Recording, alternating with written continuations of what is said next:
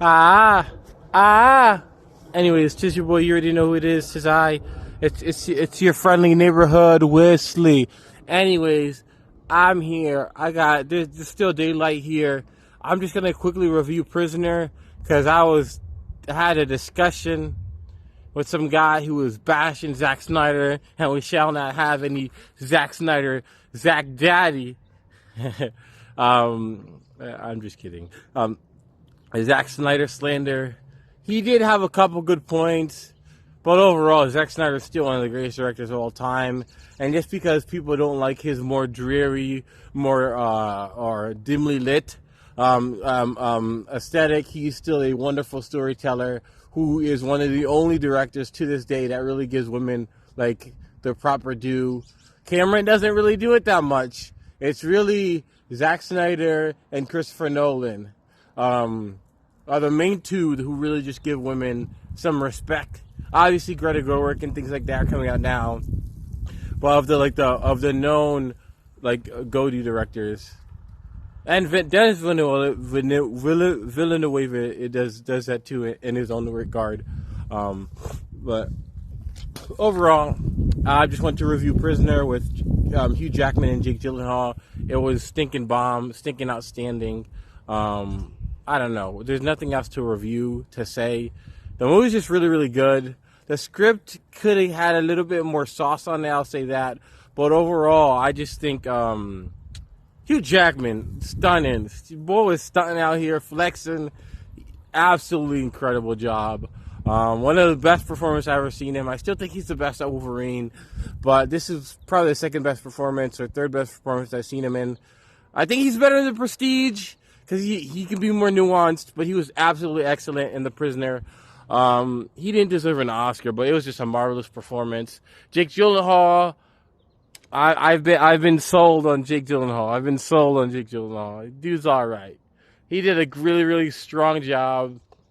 Like when he was in Nightcrawler, he was good. But he's so much more relaxed in this one, and you could just see him like bursting out and just being a really good performer. The one guy who was in the new joke, he was in the new Batman, was in the guy who's got tortured and things like that. Was good. The cast is solid, but it's really just a Jake Gyllenhaal versus Hugh Jackman act fest. Acted all over the place, and it was excellent. It was very enjoyable. I can't say it's better than The Town. It doesn't have as much gravity, as much, weight to it better than The Town, but it is a really entertaining movie. And Dennis Villeneuve, no, he did more carrying of the script and everything else. Like, you guys, Hugh Jackman and Jake Gyllenhaal, but Dennis Villeneuve really elevated the entire movie to what it is, to make it so prestigious. Because that's how it felt. It just felt like this prestigious thriller you don't really get. Even when I watched David Fincher's The Girl with the Dragon Tattoo, it was lackluster and it fell short. Absolutely fell short. Because there's just so much, like, you had a good cast, and things, but it just, the connectivity wasn't there. It wasn't smooth. I like when I have something and it's smooth and I don't have to worry about it being this or that. I like when it's easy to watch, and even if it's not easy to watch, it's consistent throughout. And David Fincher was not consistent. Like, for all the talk I heard about David Fincher, it was good, and he did some things well, but it was chunky, and it felt like railroad tracks, like a chug, a chug, a chug, chug, chug. So you felt the breaks, but this one you did not feel any breaks. It had, especially that first half. Like the first half of the movie, you're like, what? Like you're like zooming in the whole time, like you're really, really leaning into your chair. I'm a writer, and I kind of knew that it was a bomb because it was the only one that makes sense to make the movie really good. So stuff like that, like things don't really spoil me now anymore because I really love storytelling, and I understand where the breaks are and the openings are to really create a good movie. So I kind of knew it was the mom. That's kind of one of my first guesses, but I don't know. I still, even though I knew it was going to be the mom, it was still a really good delivery. I wish they would have dressed it up more towards the end. But I don't think there's nothing they can do about that. I think again, like Dennis, the script was a little sorry. It was a little bit sorry, but Denny Villeneuve brought it up to an all-time to a really high caliber. It just feels really prestigious. And I've heard a couple of times, if I wasn't arguing with this guy, I think his name is Sean O'Reilly. Oh, should I say his name out loud? I don't know. I was arguing with him. It was public, so it was like on the Collider thing about Zack Snyder. So, anyways, don't sue me or anything like that because I name dropped somebody. But it was a good argument. Like he was kind of hating on him, but he made good points, and I made good points. But also, Zack Snyder's work, I think it can be better. But besides that, the prisoner was really, really strong. Again, it's just Denny Villeneuve brings such an extra leg. Like I think he's only a match with Christopher Nolan in that. I think James Cameron is still the best director for me because I think he brings, like I said before, James Cameron brings a quality to service that no one else has, and he just has more variety, more range, more than the other people.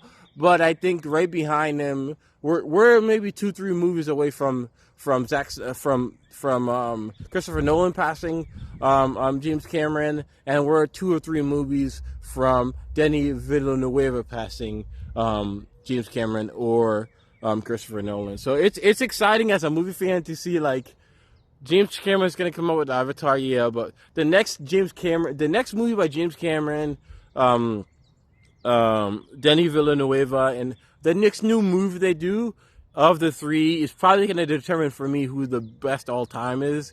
It's definitely amongst those 3. They're right now. They're just heavyweights. Alfred Hitchcock is good. Stinking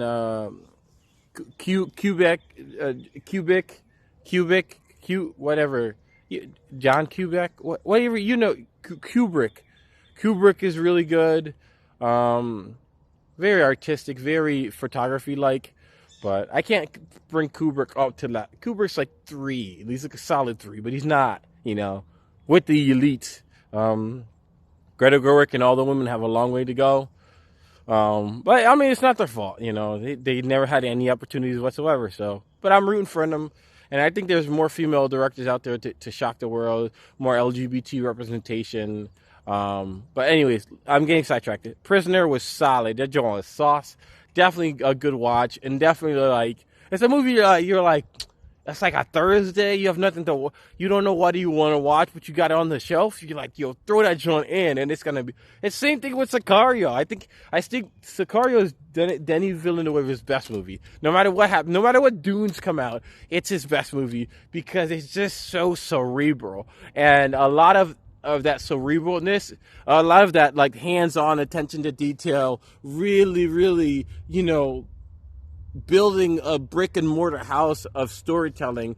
Denis Villeneuve does it, and when he does it, it's just so rich, When Christopher Nolan does this stuff, it's like electric, kind of smooth, this, European feeling suave. When James Cameron does it, it's kind of this uplifting, wholesome, like it fills you up kind of thing. But when Denis Villeneuve does it, like it's just this solid mass of just quality.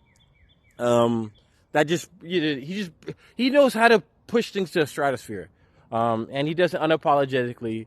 Hats off to him, caps off to him. Just Denis Villeneuve, he's the really winner of the show. But The Prisoner is a good movie, and Denis Villeneuve is one of the greatest of all time, without question. Boy got the juice, the sauce. Anyways, all right, like, subscribe.